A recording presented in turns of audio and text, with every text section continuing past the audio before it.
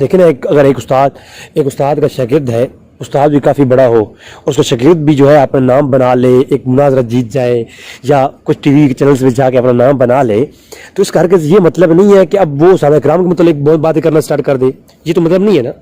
اگر وہ ایسی کوئی بات کرتا ہے، استاد جی کا کام ہے کہ استاد جی سے پکڑ کے سمجھائے کہ ایسا نہیں ہے، ایسا کرنا چاہیے، ایسا بیٹا یہ نہیں، یہ ایسے کرو، یہ تم نے جو بات کی ہے یہ تمہاری غلط ہے. تو اس کے اوپر استاد جی کو بھی تھوڑا خیال کرنا چاہیے. استاد بھی کمال کے ہوتے ہیں اور کچھ شاگرد بھی بڑے کمال کے ہوتے ہیں. بلکہ یہاں پر میں امام مالک رحمہ اللہ کا ایک واقعہ ہے جو کہ مختلف کتب کے اندر موجود ہے، اس کو جہاں میں ذکر کر دیتا ہوں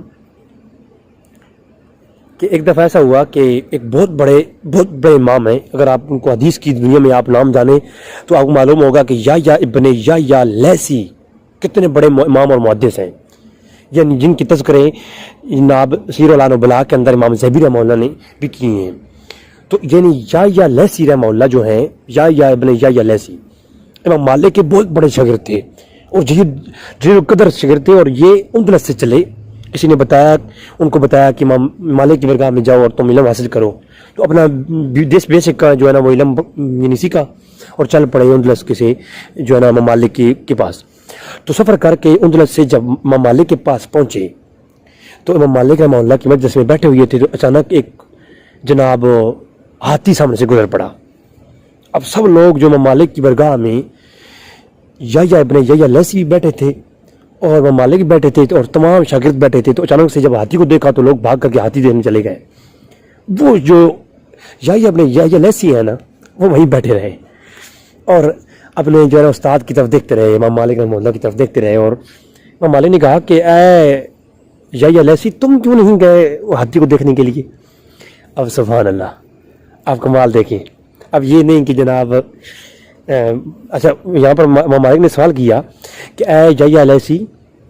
تمہارے تو ایریے میں ہاتھی پائی نہیں جاتے، تمہارے لیے تو ایک نئی چیز ہے، تم تو جاؤ دیکھنے کے لیے، تم کیوں نہیں گئے؟ تو کہا کہ میں اتنے دور سے اے استاد جی آپ کے پاس کچھ علم حاصل کرنے آیا ہوں، آپ کا دیدار کرنے آیا ہوں، آپ سے کچھ سیکھنے آیا ہوں، تو میں اتنی دور سے آیا ہوں، ہاتھیوں کو دیکھنے نہیں آیا. جی آج کل تو جناب یہ ہمارا اگر مولوی صاحب بھی دبئی جائے نا خطاب کرنے کے لیے کسی مجلس سے، تو وہ خطاب کے بعد کہاں جاتے ہیں جی،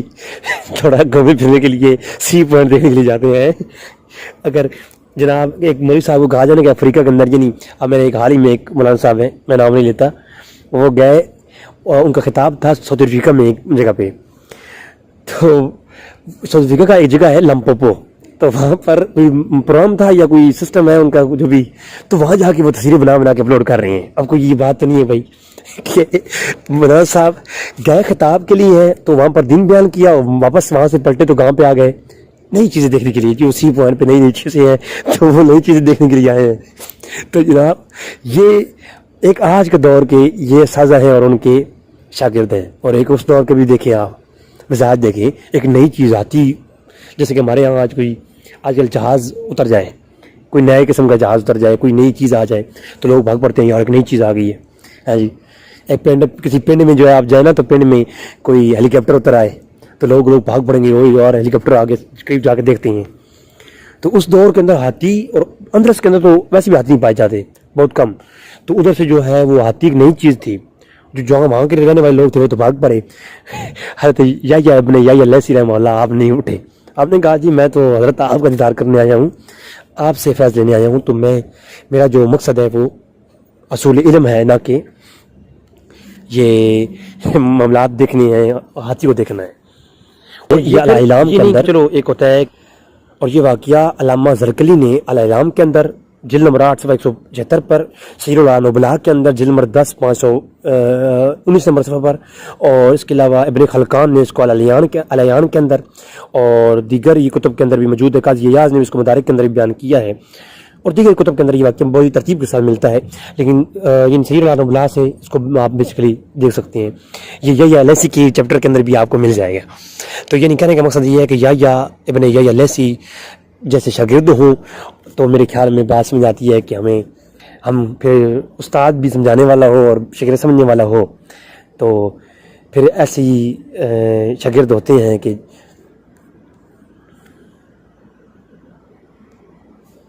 تو آج بھی ہمارے زمانے میں ہمیں جو نئی نئی چیزیں ہیں ان کو دیکھنے کے بجائے ہمیں یا لیسی جیسے شاگرد چاہیے